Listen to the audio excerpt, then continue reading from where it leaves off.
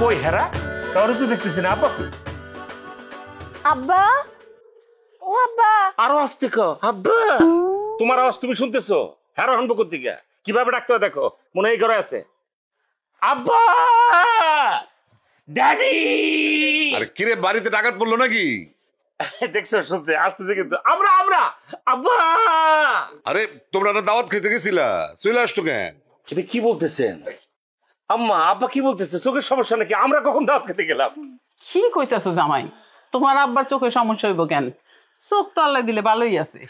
আসলে হয়েছে কি, ওই আবার দুই ছেলে বৌমা গুনিয়া ওই মাসুদের বাড়ি দাওয়াত খেতে গেছে, তো তা আমি মনে করছিলাম যে তারা আসছে। সেই কথা আগে বলবেন না আব্বা। আমি তো দাওয়াত খেতে আসি নাই, দাওয়াত দিতে আসছি।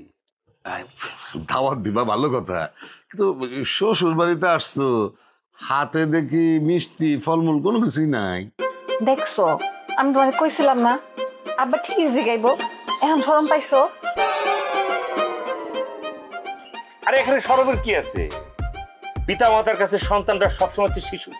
আমরা তখন তাদের কাছে শিশুই আছি, আগেও ছিলাম এখনো শিশু। পারলে আমরা কোলে উঠবো, তাই না আব্বা মা? হ্যাঁ, জামাই তো ঠিকই বলছে। তো বাবা জসিম, তোমার বাড়ির সবাই ভালো আছে? কি কয় না কয়, আঙ্গুরি কথা কইলে এটা একটা আম্মায়। আমরা এত ভালো আছি, এত ভালো আছি। ভালো না থাকলে আব্বাই কি আঙ্গ পাঠাইছে কি জন্য জানেন? আপনাকে দাওয়াত দিতে। আব্বাই ভালো করে বলছে তোমার শাশুড়ি সাথে তোমার শ্বশুর আব্বা দুজনে মিল্লা আমাদের বাড়িতে দাওয়াত রইল এনি টাইম। ওমা, এটা আবার কেমন দাওয়াত এনি টাইম? মানে দিন তারিখ একটা ঠিক থাকবো না, কালকে নাহলে পরশু? আব্বা আপনি যখন বলবেন তখনই আমাদের বাড়িতে আয়োজন শুরু হবে। তোর মুখে অনেকদিন পর হাসি দেখলাম। তা মাগো, তোর শ্বশুর বাড়িতে তাহলে তোরা মাইনা নিচ্ছে? মাইনা নিচ্ছে মানে কি বলতেছেন আব্বা? সে তো রাজরানীর মতো করে ওখানে চলাফেরা করতেছে।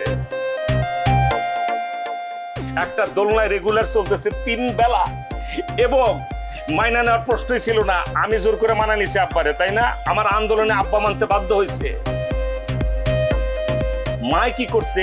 ওরে দিয়ে কোনো কাজ করে না। হাতের ত্বক দেখছে? কোন কাজ কামের কোনো লসন দেখা যেতেছে? জীবনে দেখবেন না। রাজরানীর মতো রাখছে না? আমি এইটা করাতে বাধ্য হয়েছি। কেন জানেন? আমি আঙ্গুরের অনেক ভালোবাসি, না মনে? তো জামাই তুই কি খাও? আর সবার সামনে কি এসব কথা কইতে হয় নাকি?